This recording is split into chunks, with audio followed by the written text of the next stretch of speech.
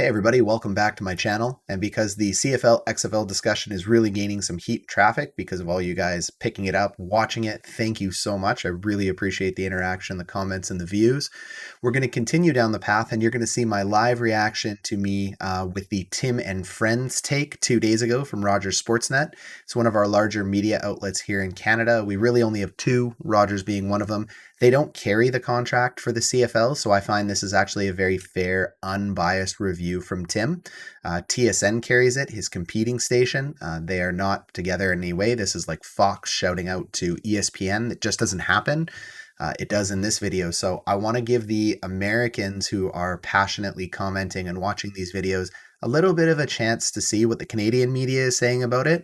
And I want to give my Canadian followers and subscribers the chance to comment and watch my reactions to this video. So I feel Canadian media is drastically different than what you see down south in the States. So hopefully you'll see some cool new things here, and it'll give you a nice perspective as to what we're seeing up here.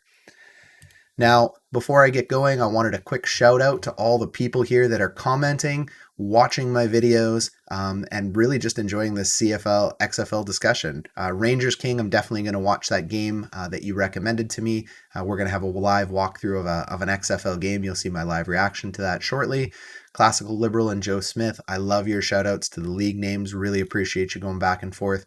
CX Tyler, totally agree. I have a ton of friends up here that just could care less about the CFL. They're into the NFL completely. Rangers King, you're back at it. Brown Superhero, I love this. This is my favorite comment here. CFL squads into Madden. I think that would be a really big deal. What do you think they would be rated? Comment down below. I don't think they're going over 75. Nobody's getting near the 99 club, so... Joe Smith, I really like this take. If you're going to merge, why not merge with the Canadian rules? Why not be different? I don't mind that idea. Why not be different? I really like this perspective. Comment on if you disagree with him. Derek Dahl, clearly a passionate CFL fan, and I think you'll really like this Tim and Sid take. So without further ado, let's get to the hot take, and you can see my live reaction to this video. Is the CFL if it's not Canadian? It's the question every football fan in this country should be asking themselves after Stephen Brunt came on this very show on Monday and told us that the CFL was much further down the road with the XFL than just talking about talking. Until then, most of the chatter centered around a collab between the two and people pontificating on what it could be. Well, kids, it's not going to be a collab. I've said that before. I think Tim's about to agree with me here. It is going to be a full merger, so I think we get to talk about the fun stuff now, and I love what he said at the beginning. What's the Canadian Football League without Canadians in it? Guess we'll get to it. What's being talked about isn't just shared analytics or best practices. It's a merger.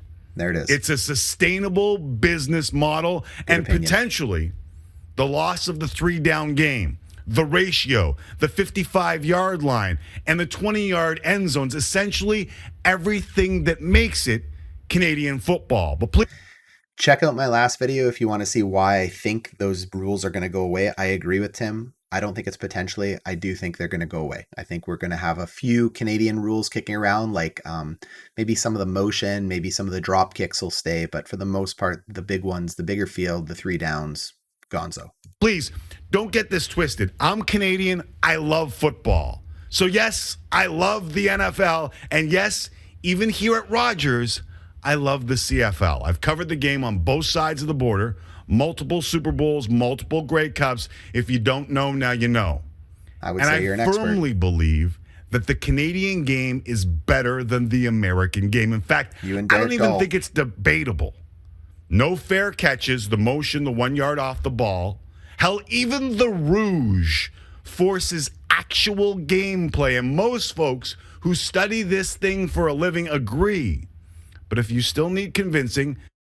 Okay, so I totally agree with that. I do think the CFL rules and build out is better. I do like the 4 downs. I think there's more that can be explored in the 4 downs, but he's talking more beyond the big rules. He's talking clock management, the fact that there's only 20 seconds in between each play. There's definitely less stoppages in the play. In the last 3 minutes, you can have 3 or 4 different turnovers because the clock actually does stop in between plays. You don't have to use timeouts. The bigger field, the smaller players, all the big types of things that make this game more exciting. I do think the NFL is a better league for two reasons. One, their marketing is fantastic. I love it. I'm a big NFL fan. And two, I love freak athletes, and I think the NFL has the best athletes in the world out of any sport. Very hard to convince me otherwise. Just go back and watch the 2013 Iron Bowl and tell me how you know the ruse sucks. And Chris Davis takes it in the back of the end zone. There goes Davis. Oh, my God. Davis is going to run it all the way back.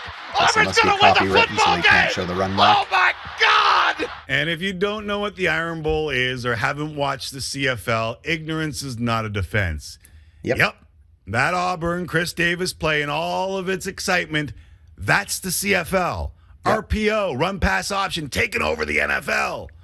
Decades old in the CFL. Short athletic quarterbacks, CFL. Attacking the edges, CFL.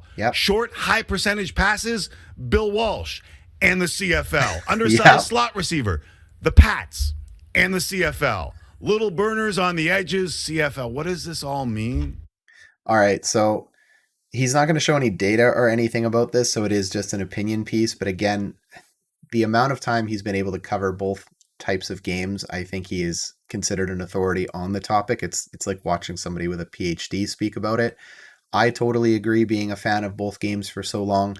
Most of the NFL innovations that I have seen have been taking place in the CFL for a decade plus before they hit the NFL, especially with the size of the players, attacking the corners, undersized slot receivers, and the absolute revamp of how the running back works and the removal basically of the fullback for the most part, and that power eye getting out of there. I do believe that all came from the CFL.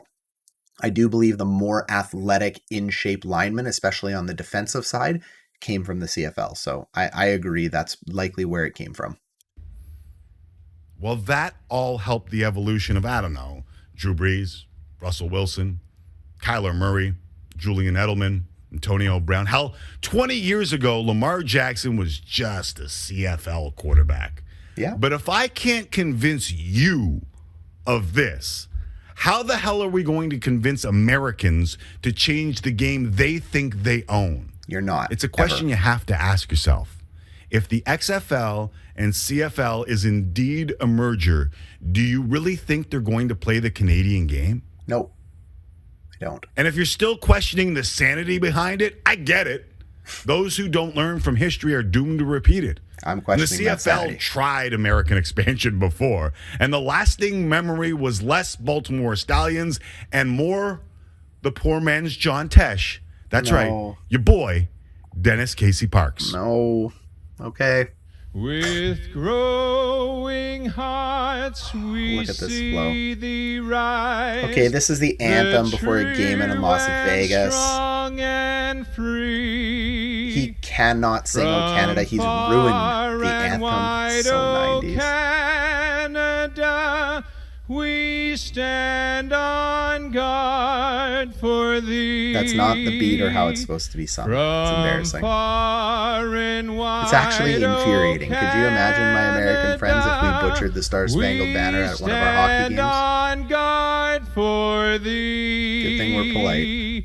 God keep our land glorious and again, at least he's got the flow. Oh, Canada, look at those stands. They're packed. Love the Canadian game in Vegas. Stand on guard for thee. Wrong. So wrong. Oh, man. You suck. Oh, Canada. Finished strong, though. 3 years in a cloud of dust, a couple of Sacramento gold miner or Las Vegas posse references later, most diehard CFL fans thought they were thankfully done with the American pipe dream. Just the memory of Louis Passaglia's game-winning field goal with Canadian flags draped all over BC This was a Place, and the BC memory versus of one of the just American how we teams final. defended So the American teams didn't win the Grey Cup. True football North, strong and free. Highest rated game ever to that point. TSN came along, took Friday Night Football, built a great product. If you don't know, the Grey Cup is now among the top 10 most watched TV shows in this country almost every year. Brand new buildings in Winnipeg, revamped in Ottawa, Regina. It's proof we're good, right? I think so. Hold on just a second, diehards. Okay, I'll hold on. That saying I busted out for American expansion, those who don't learn from history are doomed to repeat it. Yep. That might just reference to what happened after the failed U.S. expansion. Many of us who knew this league was worth having, worth keeping Canadian, only came when it was threatened by the Posse or the Pirates of Shreveport. But a generation later, there are many who have forgotten that. Okay, so that's totally true. I was around when the Winnipeg Jets got moved to Phoenix. I was around when the Quebec Nordiques got moved to Colorado. I've seen the CFL go through its ups and downs. Canadians get very passionately behind Canadian content when the Canadian content gets removed. But just like anybody who falls into marketing and media traps, we want to watch American Super Bowl commercials. We don't want to watch our own. They're terrible. We like when American companies come over here, like Old Navy or some of the bigger outlets, Victoria's Secret, into the mall, the Apple stores. We go crazy for that. And then we quickly forget what makes us Canadian and all of our humble little roots. And that's okay. That's how business works. But then when the league gets threatened, we all seem to rally behind it. But I don't know if there's a way to continue sustaining 8 years of losses like I talked in my last few videos, never mind with the pandemic. Sure, there are parts of this country where the game has thrived. I once stood out in front of Taylor Field with Ron Lancaster on game day. It was like standing with the Pope in front of the Vatican, one of the highlights of my career. But it's time that Saskatchewan and parts of Western Canada and all of the little pockets that love the CFL get a look at the forest from the trees. And I'm in the forest. The game is dying in Toronto, in Vancouver. Agreed. And Montreal has hit the skids, and those are the three biggest markets in Canada. Yep. The league needs to find a sustainable future. It does. And not an every 5-year bailout. Add a pandemic on top, and what the hell did you think we were going to do? When CFL Commissioner Randy Ambrosia went hat in hand to the federal government and asked for $150 million, he was nearly laughed out of the country. As he should have been. He came on this show and others to say maybe that was the wrong approach or the wrong headline. There was a media pile-on, there was a sports fan pile-on, and perception was just as important as reality. Okay, so why he got piled on about this, I'll remind you from my last two videos if you didn't get to watch it. He asked for a $150 million bailout and did not describe where that money was going. And then it was later found out that it was going to pay the players, not just to keep the operations afloat and the buildings afloat during the pandemic, which to me would have been logical. 40% of the CFL is American or import players from other places other than the States. And I have to agree with the politicians here in Canada and the sentiment here in Canada. It was a pandemic and is a pandemic. I do not want my tax dollars going to people across the border. I just don't. I thought it was a very greedy ask. If he would have come out and said, I need about $60, $70 million just to keep the operations team going, probably would have gotten it. But he embarrassed himself, and I think he embarrassed the CFL when he did it. So I get it. And even though others got hefty handouts, the CFL left empty-handed. And to make matters worse, the ask looked bad. Looked terrible. But the end result was even worse than that perception. By some accounts, the league lost $60 to $80 million last year and stare down the pipe of whatever the heck this year is going to be. How much more can they lose? I'm here to tell you, not much more. So that question would have been, if you're thinking about the bailout, 60 to 80 million, maybe that's what he should have asked for. But I don't know how the accounting is working on those numbers, because are we talking 60 to 80 million in overall revenues that could have gone towards EBITDA and profits, or are we talking 60 to $7 million in operating losses that could not be avoided through cost-cutting measures? I don't know. I think it's probably revenue and EBITDA, if I have to guess. And I'm no rocket surgeon. So if you're forced to choose between the XFL/CFL or no football at all in Canada, what do you choose? If we have to choose between the history of the Ticats, the Rough Riders, and the Bombers playing 4-down football or nothing at all, what will you choose? Listen, it's all well and good that there are people that are yelling and screaming about what the Canadian Football League means to them and how we need the ratio to ensure there are Canadians on the field, that we need the 55-yard line, or that we need 3 downs. What I'm telling you is, it might be too late. The Likely is. pandemic has expedited the demise of many things that we have grown up with, that we love. Yep. And I'm afraid that we waited too long to express our love and support for something that means so much to so many Canadians. And whether you like it or not, is something that is distinctly our own. Even if you hated the CFL, admit it. You turn on the Grey Cup and you see the snow falling, Yeah. you smile. I know Smiling I right do. now. Look I love around. Every day we see things that make us distinctly Canadian dying by the minute. From radio and TV to mom and pop shops in the middle of town getting washed away by powerful American brands. And given all that, you have to wonder, is the Canadian Football League next? You also have to wonder if we'll learn to regret it or embrace it. Okay, so very interesting take from Tim there. I think he really does nail a lot of it, that there are CFL fans and people that aren't maybe necessarily CFL fans but don't want to let the CFL go, that are sad that this is happening and up in arms, but they weren't supporting the game when the game needed to be supported. I have to disagree with that take, because people will support things they like and people will come out to things that are successful. And I said it in the last video, unfortunately, there are a lot of holes that the CFL missed when it comes to being successful. I don't think they appealed to the target audience that they should have appealed to. I think they focused heavily on family-friendly games. I think they focused too heavily on the game itself, as opposed to what makes things like the NFL and the NBA so successful when I go to games. And that's the all-encompassing fun around it. It's the tailgating, it's the cheerleaders on the floor, it's the players interacting with the fans on an NBA timeout, turning around. It's the fact that you can get rowdy. They bring beer to your seats. They don't cut you off right away. They have buses and vans to get you to and from the game.